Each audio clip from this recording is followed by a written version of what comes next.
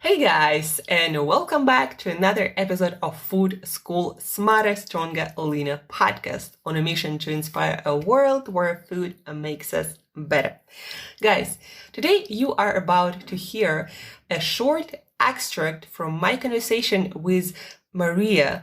Maria shares with us in this short extract an aspect of her relationship with food that impacted her life in a big way and is still impacting her life. Maria feels that this message is important for all of us to hear, especially parents, future or present, and realize how much impact through this simple act of eating we can have on our child's life.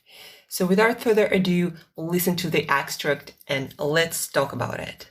Just one thing that I would recommend and I would advise parents is not to stuff their kids and not to give them extra food and unhealthy food. Food is our nutrition, food is our fuel. It's something to enjoy, something to understand how it works for our body. And it is okay to feed your kids and it is okay to make them feel hungry at some point. It doesn't matter. Just it's very unhealthy to build up these kids because afterwards it's so difficult for them to compensate. So difficult for me. It was very difficult to try to turn my life into a more healthy lifestyle, and I had to read a lot. I had to search. And I'm still struggling because of my childhood, my unhealthy childhood. So I think the way you wanna build a healthy child and build a child that will be healthy not only in its physical way, but also in a character. You also build his way of eating. So I think parents have to be more have to know how to build their children nutritionally wise as well. Let's not make mistakes that we have done to ourselves, to our kids as well. Yeah, I totally agree. There are so many issues that I personally also struggled with because not so much because my parents stuffed myself. That wasn't an issue, but because they didn't know a lot of things, and our food system produces all this food and doesn't tell you what exactly is good, what exactly is bad, and then you end up with all these problems and you don't know where they come from. Exactly that. Guys, you just heard an extract from our conversation with Maria, and you might have recognized yourself a lot or a little in this short extract. I definitely recognized my parts of my own journey, not because my journey was a lot similar to what Maria has experienced, but because my life in many big ways, the way it is now, because of the way my relationship with food was built. For example, like many parents, my parents used food as a way to celebrate things or as a way to help me change my emotional state. They used food to reward certain things or to calm myself down, with sweets and everything.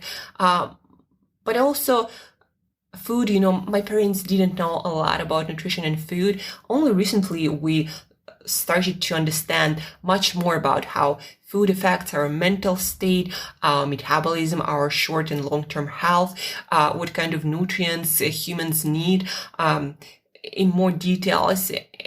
only now we are starting to understand a lot of things about what human nutrition is all about, what our food requirements are all about. And back 20 years ago, when I was a teenager, and more than 20 years ago, when I was growing up, there was no such knowledge. And our parents did the best they could, the best they learned from their parents. But then food system was evolving at that time a lot. And so there were all these new products that were coming to the market, like different oils and fats and substitutions and different meal replacements. And there were many ways that one could design their diet. And so all of this was changing and evolving, and nobody really knew what they were doing exactly.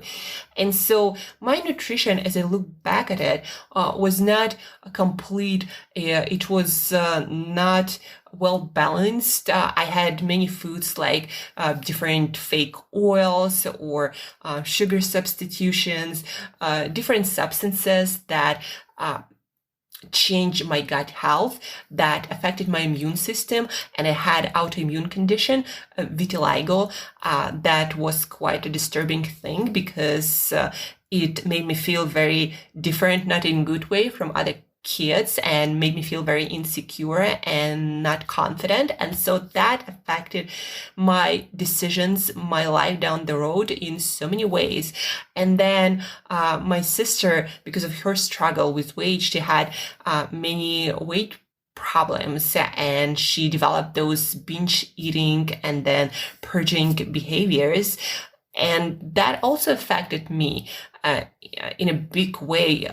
And so my relationship with food was never simple. And it changed, again, the direction of my life forever and how I think about food right now. And why I know it's so important to develop healthy relationship with food and to supply our body with everything it needs to develop healthy mental states or ability to cope with different life situations in a healthy, in a productive way. And what I'm trying to say is, guys, as parents, as human beings in general, we have a lot of power when it comes to our ability to shape behavior of others, when it comes to food, relationships, food relationship of others with food. And we need not take it lightly, because that foundation of good relationship with food, understanding of different aspects of healthy eating, okay, what is okay to do, what is not okay to do, how we communicate that, as parents or just human beings, we never should make other people feel guilty about their food choices. We should explain our point of view. Like, for example, I think that it's a great idea to eat your vegetables, a lot of them on a daily basis in every meal, because they have a lot of fiber, vitamins and minerals. They promote satiety. They keep us full. They promote a short and long-term health. They keep our gut healthy, right? But I don't think that because somebody else might be doing something different, that they are bad people, or they're stupid, or they in some way inferior to me, right? And I would never, at this point, like, I always watch myself to never make the other person, people who I coach, but even, my parents, my nephews, my sister, who is still struggling with her food relationship still, even though she's almost 40. And I don't ever want to make other people feel guilty about their food choices. I try to explain as best as I can why I make certain choices and how it transformed my relationship with food and how it can help them. But the choice is still theirs. So the first thing, guys, never make other people feel guilty about their choices. just explain your point of view to the best of your ability. And don't ever think that you're right, because nobody actually knows what they're right. It's just from my experience and from all the data that we have, that seems to be the choice that will create maximum amount of physical and mental health. But whatever choice you decide to make, it's your choice, and you get to experience what the choice will give you in your life. And nobody knows what your choice will result in. The same as your kids. If you have your nephews, if you have kids, or maybe you're an educator, maybe you're a teacher, make sure also that you don't teach those people around you to use food as it's the only coping mechanism. Meaning, like in my childhood, I learned that food was a reward.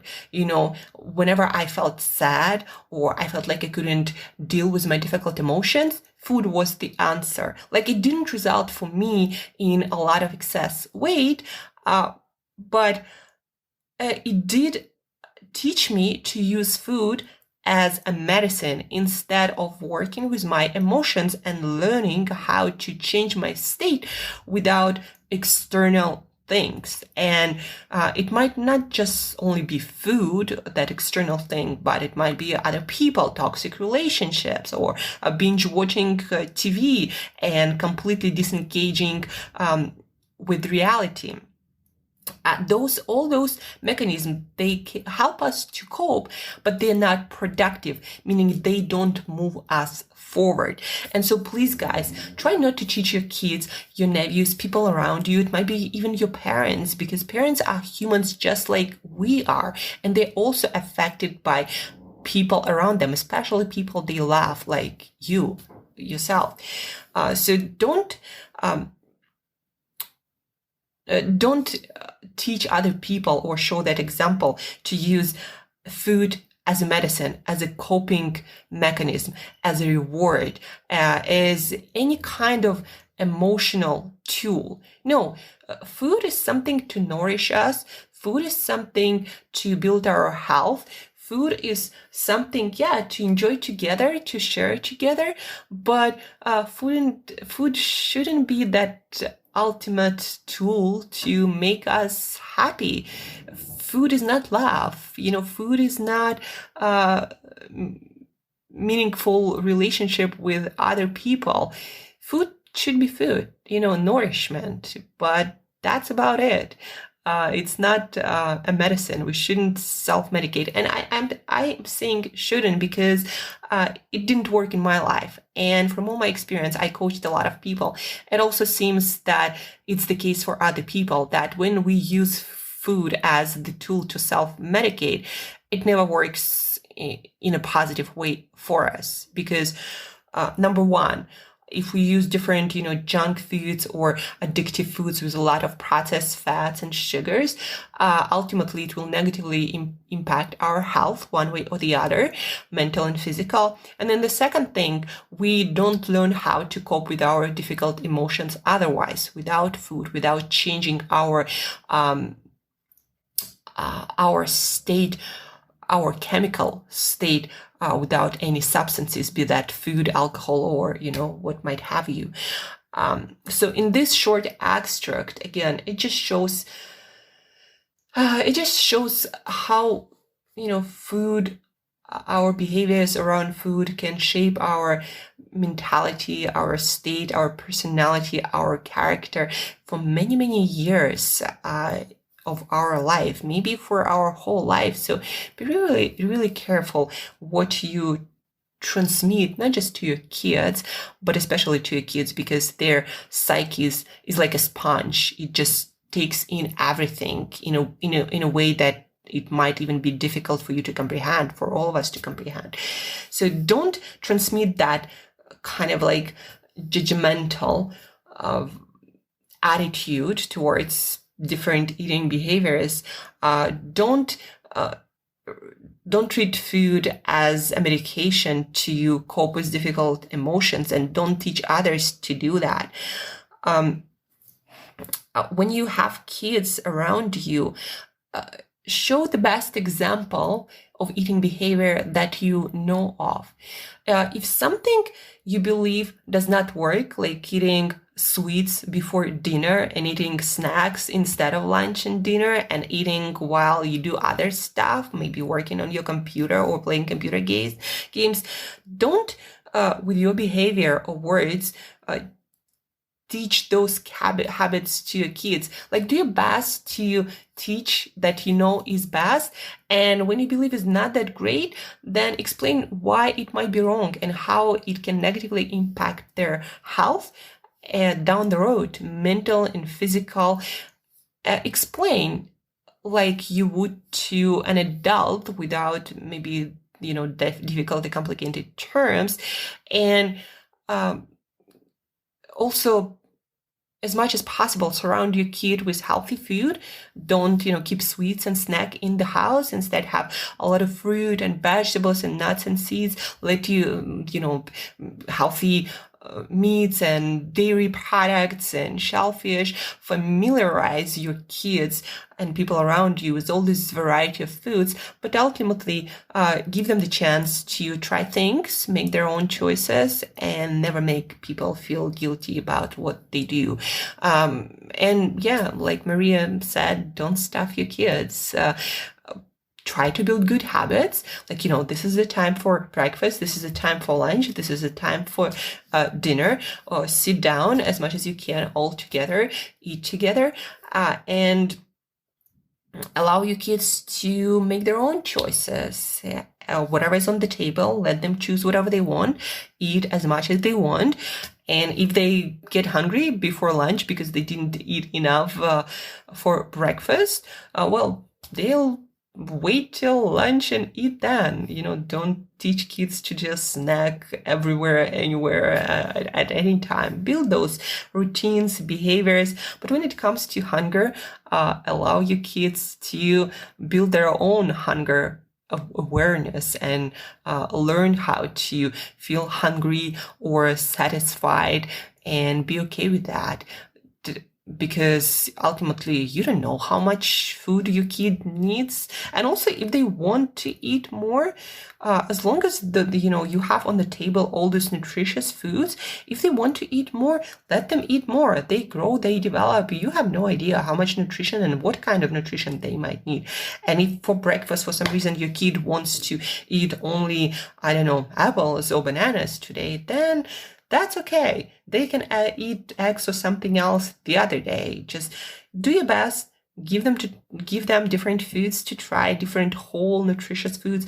Don't keep snacks around in your house. If they try them somewhere else, that's fine. Let them experiment. But make it kind of like a message that most of the foods should be those whole nutritious foods, and it's a great idea to have lunch, breakfast, and dinner, and it's a great idea to eat whenever you want to eat, and like meaning, if your kid is hungry for breakfast and they eat, that's amazing. If they don't want to eat, then okay, you just let them wait till lunch when they get hungry, and they will eat whatever they want to eat as much as they want to eat. Their body will tell them how much food they need. So don't impose your eating behavior on your kid or anyone around you. That might be your spouse, that might be your girlfriend or your boyfriend. They're their own person. Like, do your thing, explain yourself why you do things the way you do them, and let other people decide what they want to do in their life. And that's my take on that. That's what I learned through all these years of food experimentation and my shaping my own food behavior and learning what is best and what might be not so good. And it's a journey. And I am where I am right now. I'm happy with that. And I'm sharing as much as I can of what I do and why I do it. But again, no matter what other choices other people decide to do, it's their choice, it's their life. And I'm sharing the best that I've learned, but other people might have their experience and their opinion, and that's totally fine.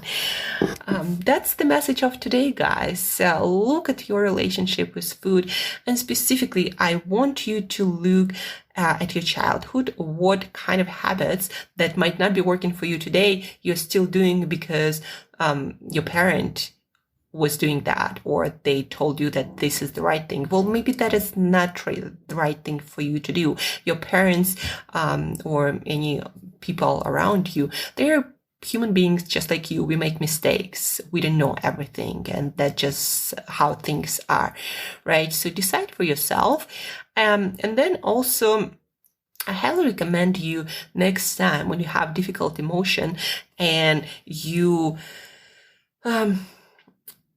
want to like reach out for some food to manage that emotion, or maybe some other substance.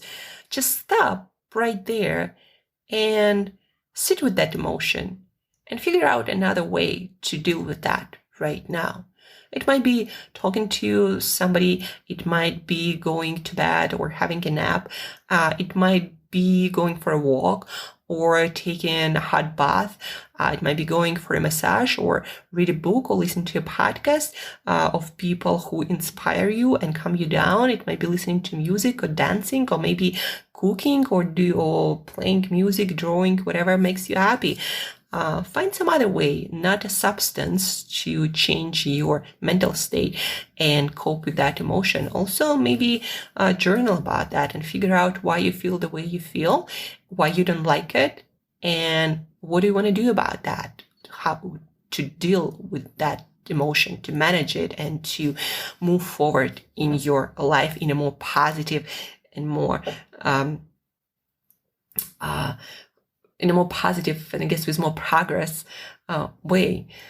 So that the message of today, guys, relationship with food that shapes us and is shaping and has been shaping ours for so many years. And food, we eat it every day, several times a day. It's never ending story. It's never going to go away. And we need to learn how to incorporate our food relationship in our life in a productive way, so it nourishes us, so it fulfills us, so it keeps us going, it keeps us moving, feeling good about our food, our life, ourselves, without having food as a self-medication strategy. So anyhow, guys, thank you for listening. Let me know what you think about that.